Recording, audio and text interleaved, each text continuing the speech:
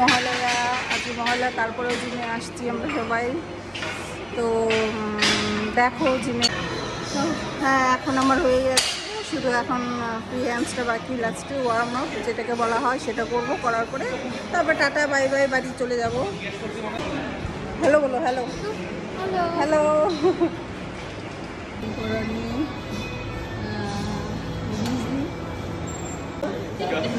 শুধু তো এই মহালয়ার দিন জিম করে যাচ্ছি, করে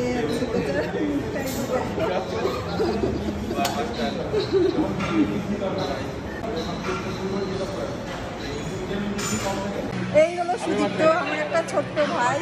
তো সব হাই, এই হলো আমার একটা ছোট্ট বোন। আর ওটাকে দেখানো যাবে না, মোটা ভাই।